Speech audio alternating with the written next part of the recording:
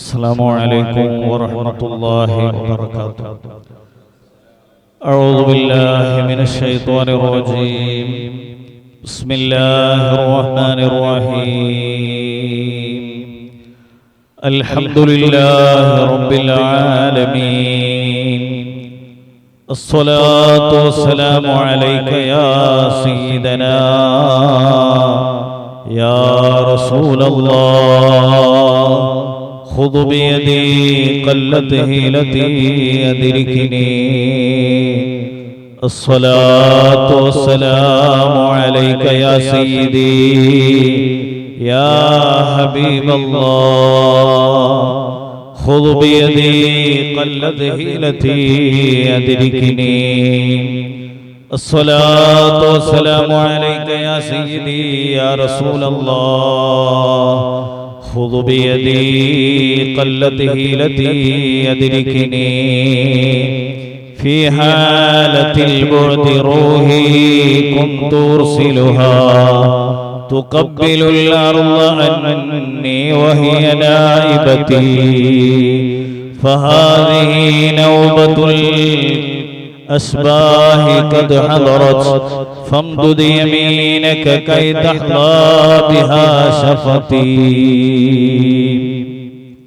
ഏറ്റവും സ്നേഹ ആദരവോടെ നിറഞ്ഞ ഈ മഹത്തായ വാദി അറഫാനിലെ വിശുദ്ധ റമളാനിലെ റിഫാഇ റാത്തീബിന്റെ മജ്ലിസിൽ ഒരുമിച്ച് കൂടിയ സാദാത്തുക്കൾ, ആലിമീങ്ങൾ, പണ്ഡിതന്മാർ, രക്ഷിതാക്കൾ, മുതഅല്ലിം വിദ്യാർത്ഥികൾ, ഉമ്മ പെങ്ങന്മാർ, സഹോദര സഹോദരിമാർ, ഒരു നീണ്ട പ്രഭാഷണത്തിലേക്ക് കടക്കാനുള്ള സമയമില്ല എന്നത് എന്നേക്കാൾ കൂടുതൽ നിങ്ങൾ മനസ്സിലാക്കിയവരാണ്.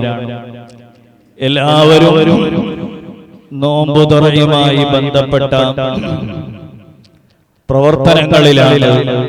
അല്ലാഹു സുബ്ഹാനഹു വ തആല നമ്മുടെ എല്ലാ പ്രവർത്തനങ്ങളും നമ്മിൽ നിന്ന് സ്വീകരിക്കുമാറാവട്ടെ.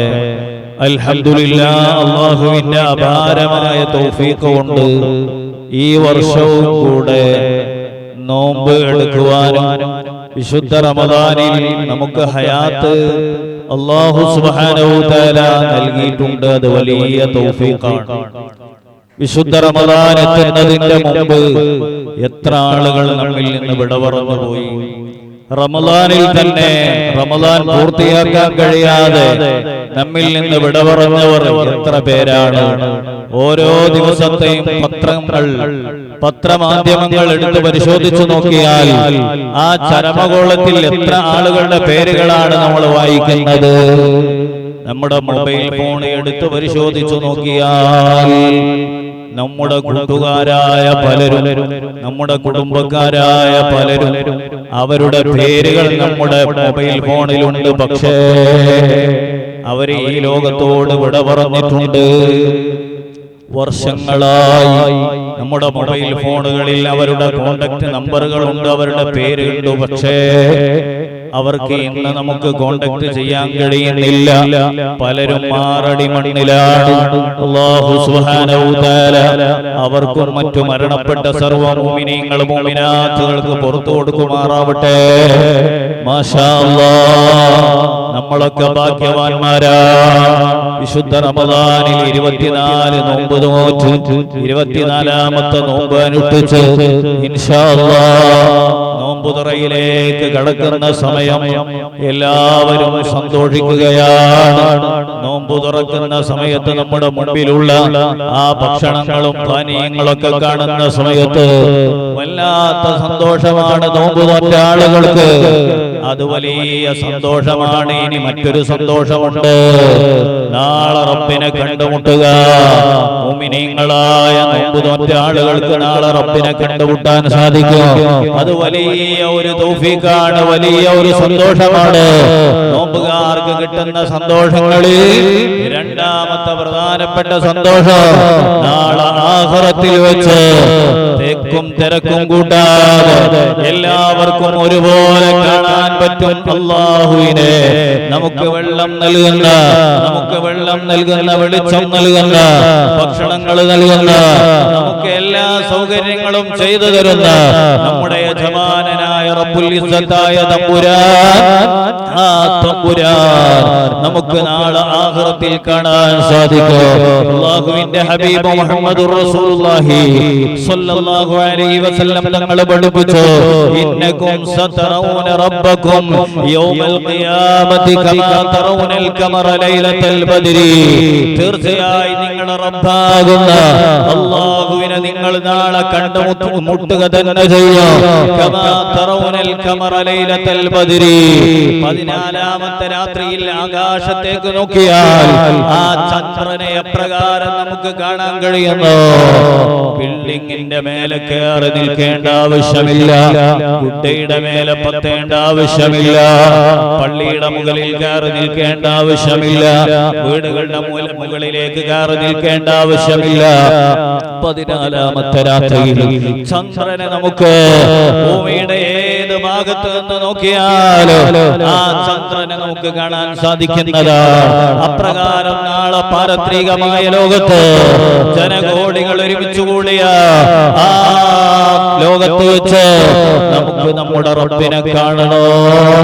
അത് നോമ്പ് നോറ്റ ആളുകൾക്ക് കാണാൻ സാധിക്കോ? അല്ലാഹു സുബ്ഹാനഹു വ തആല നമ്മുടെ നോമ്പ് അപ്രകാരം കബൂലിയത്തുള്ള നോമ്പായി നമ്മിൽ നിന്ന് സ്വീകരിക്കുമാറാവട്ടെ.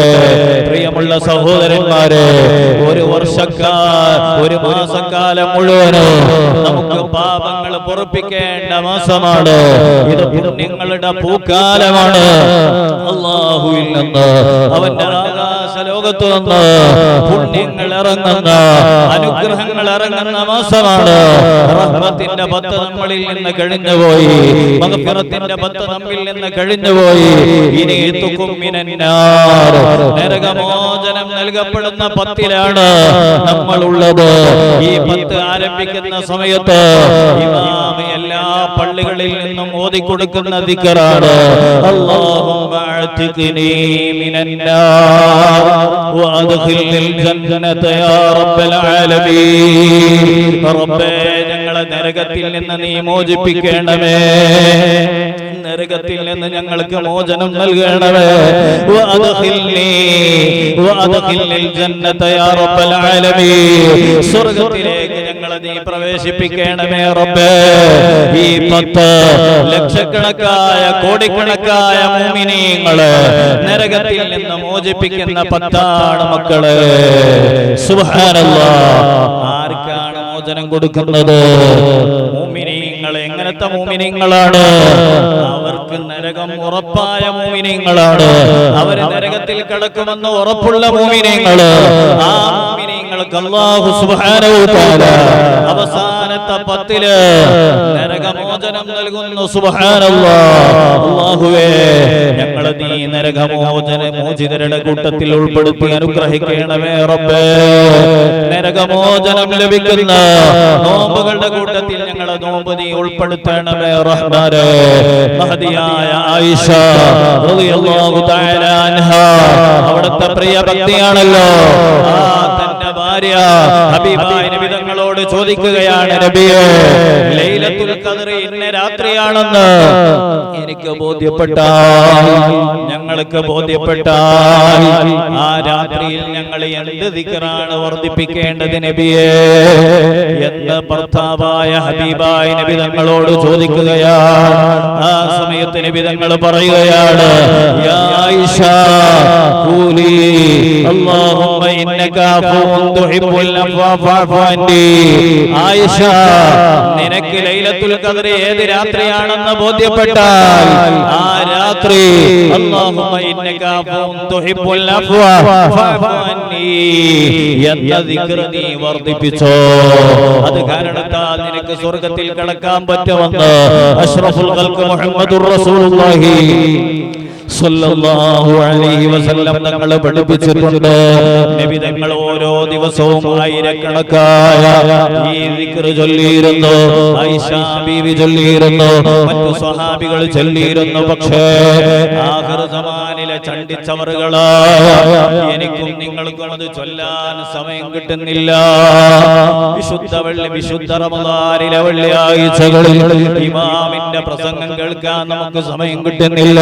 ഖതീബിന്റെ പ്രസംഗം കേൾക്കാൻ സമയം കിട്ടുന്നില്ല. ഒന്നാമത്തെ സലാം വീട്ടിക്കഴിഞ്ഞാൽ എല്ലാവരും പള്ളിയിൽ നിന്ന് ഇറങ്ങി ഓടുകയാൽ ഉസ്താദിന്റെ ദുആ കഴിഞ്ഞാൽ പിന്നെ പള്ളിയിൽ ആരും കിട്ടുന്നില്ല. പഴയ കാലങ്ങളിലൊക്കെ സുബ്ഹാനല്ലാഹ് വെള്ളിയാഴ്ചകളിലൊക്കെ ഖുതുബയും അതുപോലെ ജുമയും കഴിഞ്ഞാൽ അവിടുത്തെ ഖതീബ് ഉസ്താദിന്റെ പ്രഭാഷണമാണ്. അത് 10 മിനിറ്റിന്റെ പ്രഭാഷണമല്ല, 1 മണിക്കൂറിന്റെ പ്രഭാഷണമല്ല, മറിച്ച് അസ്ർ നമസ്കാരം വരെ ഉസ്താദ് പ്രഭാഷണം നടത്തുകയാണ്. ഒരൊറ്റ കുട്ടിയും പള്ളിയിൽ നിന്ന് എഴുന്നേൽക്കുകയില്ല, ഒരാളും പള്ളിയിൽ നിന്ന് പുറത്തു പോകുകയില്ല. എല്ലാവരും ഉസ്താദിന്റെ വാള് കേട്ടുകൊണ്ടിരിക്കുകയാണ്. ഇന്ന് വാള് കേൾക്കാൻ ആളുകളില്ല. ഇതുപോലെ ദിക്റിന്റെ സ്വലാത്തിന്റെ റാത്തീബിന്റെ മജ്‌ലിസുകൾ വെച്ചാൽ അവിടെ ചെറുപ്പക്കാരെ കിട്ടുന്നില്ല, അവിടെ രക്ഷിതാക്കളെ കിട്ടുന്നില്ല. അതേ സമയത്ത് നല്ലൊരു കളിയുടെ ടൂർണമെന്റ് വെച്ചാൽ അവിടെ ആയിരക്കണക്കായ ചെറുപ്പക്കാരാ, അവിടെ ആയിരക്കണക്കായ ആളുകളാ. അത് രാത്രി പകലുമെന്ന ഭേദമില്ല, പകൽ ചൂടെന്ന ഭേദമില്ല, തണുപ്പെന്ന ഭേദമില്ല. എത്ര ശക്തമായ ചൂടാണെങ്കിലും അവിടെ കളി നടക്കുകയാണെങ്കിൽ രക്ഷിതാക്കളും ചെറുപ്പക്കാരും അവിടെ ഇരുന്നവർ വീക്ഷിക്കുകയാണ്. സുബ്ഹാനല്ലാഹ്. എന്നാൽ ഇത് ഓഫറിന്റെ രാത്രികളല്ലേ, നമുക്ക് വരാനിരിക്കുന്ന രാത്രി ഓഫറിന്റെ രാത്രിയല്ലേ. ലൈലത്തുൽ ഖദർ 1000 മാസത്തേക്കാൾ പുണ്യം നിറഞ്ഞ രാത്രിയല്ലേ. ആ രാത്രിയിൽ 2 റക്അത്ത് നാം നമസ്കാരം നിർവഹിച്ചാൽ 83 വർഷവും 4 മാസവും ഇബാദത്ത് ചെയ്ത നമസ്കരിച്ച പുണ്യമാണ് ഒരൊറ്റ രാത്രി കൊണ്ട് നമുക്ക് ലഭിക്കുന്നത്. അല്ലാഹു സുബ്ഹാനഹു വ തആല അത്തരം പ്രതിഫലം നമുക്കൊക്കെ നൽകി അനുഗ്രഹിക്കുമാറാവട്ടെ. ഇൻഷാ അല്ലാഹ് നമ്മുടെ പുണ്യമാജത്തങ്ങൾ വരുന്നുണ്ട്. അല്ലാഹു തആല ആഫിയത്ത് നൽകുമാറാവട്ടെ. ഇൻഷാ അല്ലാഹ് നോമ്പുതുറയിലേക്ക് അടുത്ത ഈ സമയത്ത് ഞാൻ നീട്ടി സംസാരിക്കുന്നില്ല. വാദി അർഫാനിൽ ധാരാളം മുതഅല്ലിമീങ്ങൾ പഠിച്ചുകൊണ്ടിരിക്കുകയാണ്. കഴിഞ്ഞ റാത്തീബിന്റെ മജ്‌ലിസിൽ വെച്ച് ഓർമ്മപ്പെടുത്തിയതുപോലെ 10ഓളം വരുന്ന വിദ്യാർത്ഥികൾ കോളേജിലേക്ക് പോവുകയാണ് ഉപരിപഠനത്തിന് വേണ്ടി. ഇൻഷാ അല്ലാഹ് റമദാൻ കഴിഞ്ഞാൽ വാദി ഇർഫാൻ എന്ന ഈ മഹത്തായ സ്ഥാപനം തുടങ്ങി പ്രവർത്തിക്കുമ്പോൾ ക്യാന്റീൻ സൗകര്യത്തോടുകൂടെയാണ് പ്രവർത്തിക്കുന്നത്. മനോഹരമായ ക്യാന്റീൻ പലരും കണ്ടിട്ടുണ്ടാകും. ഇൻഷാ അല്ലാഹ് അതിന്റെ ഉദ്ഘാടന കർമ്മം നമുക്ക് അടുത്ത മാസത്തിൽ നിർവഹിക്കാറുണ്ട്. അടുത്ത മാസത്തെ റിഫായി റാത്തീബ് ഏപ്രിൽ 10-ാം തീയതി നമ്മുടെ സ്ഥാപനത്തിന്റെ മുമ്പിൽ വെച്ച് നടക്കുമ്പോൾ ആ ക്യാന്റീന്റെ ഉദ്ഘാടനം കൂടെ നടക്കുകയാണ്. അതുകൊണ്ട് പരിസരത്തുള്ള രക്ഷിതാക്കളുടെ മക്കളെയൊക്കെ സ്ഥാപനത്തിലേക്ക് അഡ്മിഷൻ ചെയ്യുക. 7ാം ക്ലാസ് മുതൽ സെക്കൻഡ് PUC വരെയുള്ള ക്ലാസുകളിൽ പഠിക്കുന്ന വിദ്യാർത്ഥികളെ സ്ഥാപനത്തിലേക്ക് അഡ്മിഷൻ ചെയ്യുന്നുണ്ട്. എല്ലാവരും ഇൻഷാ അല്ലാഹ് വിദ്യാർത്ഥികളെ സ്ഥാപനത്തിൽ ചേർത്ത് മതഭൗതിക സമുന്നയ വിദ്യാഭ്യാസം നൽകുന്ന ഈ സ്ഥാപനത്തിൽ ചേർത്താൽ നമുക്ക് ആത്മീയമായ വിദ്യാഭ്യാസത്തോട് കൂടെ ഭൗതികമായ വിദ്യാഭ്യാസവും കിട്ടുകയാണ്. ഇന്ന് ഒരു പക്ഷേ നിങ്ങളുടെ മക്കളെ ഈ നാട്ടിലെ മംഗലാപുരത്ത് നല്ല ഭൗതിക കോളേജ് ആവണോ, അല്ലെങ്കിൽ കർണാടകയിലെ നല്ല ഭൗതിക കോളേജ് ആവണോ, എന്റെ കുട്ടി പഠിക്കേണ്ടത് അവിടെയാണ്. പക്ഷേ അങ്ങനെയുള്ള കോളേജുകളിൽ നിങ്ങൾ കൊണ്ടുപോയി ചേർത്താൽ ആ കിടാവ് പഠിച്ച് പൂർത്തിയാക്കി തിരിച്ച് വീട്ടിലേക്ക് വരുമ്പോൾ അവൻ ഖാൻജയുടെ അഡിക്റ്റ് ആയിട്ടായിരിക്കും, മയക്കുമരുന്നിന്റെ അഡിക്റ്റ് ആയിട്ടായിരിക്കും, അല്ലെങ്കിൽ മദ്യത്തിന്റെ അഡിക്റ്റ് ആയിട്ടായിരിക്കും അവൻ തിരിച്ചു വരുന്നത്. അതുകൊണ്ട് കാശുള്ള ആളുകളാണെങ്കിലും പാവപ്പെട്ടവരാണെങ്കിലും നമ്മളൊക്കെ ഭൗതികമായ വിദ്യാഭ്യാസത്തോടുകൂടെ ആത്മീയമായ വിദ്യാഭ്യാസവും എവിടെ നിന്നാണോ കിട്ടുന്നത് അവിടെ നമ്മുടെ മക്കളെ ചേർത്തി പഠിപ്പിച്ചാൽ നേരത്തെ ഉസ്താദ് സ്വാഗത പ്രഭാഷകൻ ഉസ്താദ് ഓർമ്മപ്പെടുത്തിയതുപോലെ ഉസ്താദുമാര് അവർക്ക് ഒരു ജമാഅത്തും നഷ്ടപ്പെടാറില്ല. കാരണം അവർ എപ്പോഴും പള്ളിയിൽ തന്നെയാണ്. ഒരു മുദരിസായി ഡ്യൂട്ടി എടുക്കുന്ന മുദരിസാണെങ്കിൽ, ഒരു ദർസിൽ പഠിക്കുന്ന സ്ഥാപനത്തിൽ പഠിക്കുന്ന മുതഅല്ലിമാണെങ്കിൽ അവനൊരിക്കലും സുബഹി ജമാഅത്ത് നഷ്ടപ്പെടുന്നില്ല, ളുഹർ ജമാഅത്ത് നഷ്ടപ്പെടുന്നില്ല, അസ്ർ ജമാഅത്ത് നഷ്ടപ്പെടുന്നില്ല, മഗ്രിബും ഇശാഉം ഒന്നും നഷ്ടപ്പെടുന്നില്ല. പള്ളിയിൽ ജമാഅത്തായി ഇവിടെ നമസ്കാരം നിർവഹിക്കപ്പെടുമ്പോൾ ആ മുതഅല്ലിമീങ്ങൾക്ക് സുബ്ഹാനല്ലാഹ് ജമാഅത്ത് നിസ്കാരവും ഭക്ഷണവും ഒക്കെ ഇവിടെ തന്നെ രണ്ടും കിട്ടുമ്പോൾ പിന്നെന്തിനാണ് നല്ല കാശുകൾ കൊടുത്ത് നമ്മുടെ മക്കളെ ബാംഗ്ലൂരിലും അതുപോലെ മംഗലാപുരത്തും മറ്റു കർണാടകയിലെ ഭൗതിക കോളേജുകളിൽ കൊണ്ടുപോയി ചേർക്കുന്നത്? ഇന്ന് വാർത്താ മീഡിയകൾ പരിശോധിച്ചാൽ, സോഷ്യൽ മീഡിയകൾ പരിശോധിച്ചാൽ എത്ര ഡോക്ടർമാരാണ് മയക്കുമരുന്നിന്റെ അഡിക്റ്റുകളായി മാറുന്നത്? അത് കേവലം ഹിന്ദുക്കൾ മാത്രമല്ല, ക്രിസ്ത്യാനികൾ മാത്രമല്ല, മതമില്ലാത്തവർ മാത്രമല്ല, മുസ്ലിം നാമധാരികളായ എത്ര ആളുകളുണ്ട്, എത്ര ഡോക്ടർമാരുണ്ട് കഞ്ചാവിന്റെ അടിമകളായി പോയവര്. നമുക്ക് കഴിഞ്ഞ മാസത്തില് എല്ലാ ചാനലുകളും എടുത്ത് പരിശോധിച്ചാൽ കേരളത്തിൽ കോട്ടക്കൽ എന്ന് പറയുന്ന ഒരു സ്ഥലമുണ്ട്. ആ സ്ഥലത്തൊരു ഹോസ്പിറ്റലുണ്ട്, അൽ സലാം എന്നാണ് ഹോസ്പിറ്റലിന്റെ പേര്. മുസ്ലിമീങ്ങൾ നടത്തുന്ന ഹോസ്പിറ്റലാണ്. അവിടുത്തെ നല്ല ഒരു ഡോക്ടർ, അദ്ദേഹം നമ്മുടെ മതത്തിൽപ്പെട്ട ആളല്ലെങ്കിലും അദ്ദേഹം മറ്റു മതത്തിൽപ്പെട്ട ആളാണ്. 10 വർഷമായിട്ട് അദ്ദേഹം മയക്കുമരുന്ന് ഉപയോഗിച്ചുകൊണ്ടിരിക്കുകയാണ്. അദ്ദേഹത്തിന്റെ അടുത്തേക്കാണ് എല്ലാ ദിവസവും ആളുകൾ ക്യൂ ആണ്. എല്ലാ പേഷ്യന്റും അദ്ദേഹത്തിന്റെ അടുത്ത് വരുന്നു. പക്ഷേ അദ്ദേഹത്തിന് ഇങ്ങനെ ഒരു വീക്ക്നെസ് ഉള്ളത് ആ പേഷ്യന്റുകൾക്ക് അറിയില്ല. ഇങ്ങനെ എത്ര ഡോക്ടർമാര്, എത്ര എഞ്ചിനീയർമാര്, എത്ര അഭ്യസ്തവിദ്യ പഠിച്ചവരുണ്ട് കഞ്ചാവിന്റെയും മയക്കുമരുന്നിന്റെയും അതുപോലെ കള്ളിന്റെയും അടിമകളായി മാറിയവർ. അതുകൊണ്ട് എന്റെ ശബ്ദം ശ്രവിക്കുന്ന ചെറുപ്പക്കാരോട്, രക്ഷിതാക്കളോട് ഓർമ്മപ്പെടുത്താനുള്ളത്, നമ്മുടെ മക്കളെ എന്തെങ്കിലും ജോലിക്ക് വേണ്ടി നമ്മൾ ഭൗതിക കലാലയങ്ങളിൽ കൊണ്ടുപോയി ചേർത്ത് ലക്ഷക്കണക്കായ ഫീസുകൾ കൊടുത്ത് അവസാനം അവര് പഠിച്ചിറങ്ങുമ്പോൾ പിരാന്തന്മാരായി പഠിച്ചിറങ്ങിയിട്ട് പാപ്പ ആരാണെന്ന് അറിയില്ല, ഉമ്മ ആരാണെന്ന് അറിയില്ല, ജ്യേഷ്ഠൻ ആരാണെന്ന് അറിയില്ല, അനുജൻ ആരാണെന്ന് അറിയില്ല, കുടുംബക്കാരനാണ് ആരാണെന്ന് അറിയാത്ത ഈ ഭ്രാന്തന്മാരെ നമ്മൾ പഠിപ്പിച്ച് വിട്ടിട്ട് എന്ത് കാര്യമാണുള്ളത്? അതുകൊണ്ട് രക്ഷിതാക്കൾ നല്ലവണ്ണം ആലോചിച്ചുകൊണ്ട് ഇൻഷാ അല്ലാഹ് ഏപ്രിൽ 12-ാം തീയതി നമ്മുടെ സ്ഥാപനത്തിൽ വെച്ച് ഇന്റർവ്യൂ നടക്കുകയാണ്. 7ാം ക്ലാസ് മുതൽ ഇൻഷാ അല്ലാഹ് സെക്കൻഡ് പിയുസി വരെ തലത്തിലേക്കുള്ള വിദ്യാർത്ഥികൾക്ക് ഇവിടെ ഇന്റർവ്യൂ നടക്കുന്ന സമയത്ത് എല്ലാവരും അവരവരുടെ മക്കളെ സ്ഥാപനത്തിലേക്ക് കൊണ്ടുവരിക. ഇൻഷാ അല്ലാഹ് അവര് നല്ല പഠിച്ച് ഉഷാറായി. നിങ്ങൾ കഴിഞ്ഞ റാത്തീബിനെ കണ്ടില്ലേ? കഴിഞ്ഞ റാത്തീബില് ബികോമിന്റെ സർട്ടിഫിക്കറ്റ് ഇവിടെ പഠിച്ച എല്ലാ വിദ്യാർത്ഥികൾക്കും കൊടുത്തിട്ടുണ്ട്.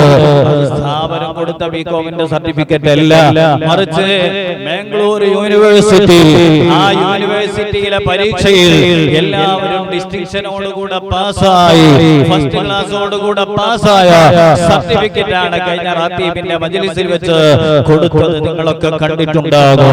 അതുകൊണ്ട് ഞാൻ കൂടുതൽ നീട്ടി സംസാരിക്കുന്നില്ല. അവിടെ കോയി ലേലം ചെയ്യാനുണ്ട്. അതുകൊണ്ട് ഇൻഷാ അല്ലാഹ് ഞാൻ നീട്ടി സംസാരിക്കുന്നില്ല. നോമ്പ് തുറയോട് അടുത്ത സമയമായി. എല്ലാവർക്കും അതിന് സജ്ജനാവേണ്ടതുണ്ട്. അല്ലാഹു സുബ്ഹാനഹു വ തആല എല്ലാവർക്കും അർഹമായ പ്രതിഫലം നൽകി അനുഗ്രഹിക്കുമാറാവട്ടെ.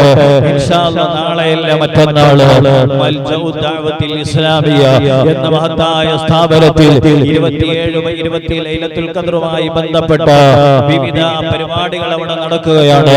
അതോടൊപ്പം മലപ്പുറം ജില്ലയിലെ, കേരളത്തിലെ മലപ്പുറം ജില്ലയിലെ, നമ്മുടെ കേരളത്തിലെ വിശുദ്ധ റമദാനിലെ ഏറ്റവും വലിയ ആളുകൾ കൂടുന്ന സംഗമമാണ്. ലക്ഷക്കണക്കായ മുഅ്മിനീങ്ങൾ ഒരുമിച്ച് കൂടുന്ന ബഹുമാനപ്പെട്ട ബദ്റുസ്സാദാത്ത് സയ്യിദ് ഇബ്രാഹിമുൽ ഖലീലുൽ ബുഖാരി തങ്ങൾ അവരെ നേതൃത്വം നൽകുന്ന 27ന്റെ ലൈലത്തുൽ ഖദറിന്റെ പരിപാടി സംഗമം ഇൻഷാ അല്ലാഹ് മലപ്പുറത്ത് വെച്ച് മഅദിനിൽ നടക്കുകയാണ്. അതുപോലെ തങ്ങളുടെ സ്ഥാപനത്തിൽ നടക്കുകയാണ്. സൗകര്യമുള്ള ആളുകളൊക്കെ മജ്ലിസുകളിൽ സംബന്ധിക്കുക. ആ രാത്രി പരമാവധി നാം ധന്യരാക്കുക. അല്ലാഹു സുബ്ഹാനഹു വ തആല തൗഫീഖ് നൽകുമാറാവട്ടെ. ഇൻഷാ അല്ലാഹ് നിങ്ങളൊക്കെ വരുന്ന സമയത്ത് നിങ്ങൾ കയ്യിൽ കൊണ്ടുവന്ന നല്ല സംഭാവനകൾ ഇൻഷാ അല്ലാഹ് കയ്യിൽ ഏൽപ്പിക്കുക. അല്ലാഹു എല്ലാവരുടെ നേർച്ചകൾ, സ്വതക്കകൾ, ദാനധർമ്മങ്ങൾ സ്വീകരിക്കുമാറാവട്ടെ. വിശുദ്ധ റമദാൻ ദാനധർമ്മങ്ങൾക്ക് ഇരട്ടി പ്രതിഫലം കിട്ടുന്നതാണ്. ഫർദിന് 70 ഇരട്ടി, സുന്നത്തിന് ഫർദിന്റെ കൂലി, ധർമ്മങ്ങൾക്ക് 10 മടങ്ങ് പ്രതിഫലം കിട്ടുന്ന അതിമഹത്തായ മാസം. അതുകൊണ്ട് എല്ലാം മനസ്സിൽ കരുതി എല്ലാവരും എഴുന്നേറ്റ് നിന്ന് കയ്യിൽ കൊണ്ടുവന്ന് ഏൽപ്പിക്കുക. അല്ലാഹു സുബ്ഹാനഹു വ തആല എല്ലാവരുടെ സ്വതക്കകളും ദാനധർമ്മങ്ങളും സ്വീകരിക്കുമാറാവട്ടെ.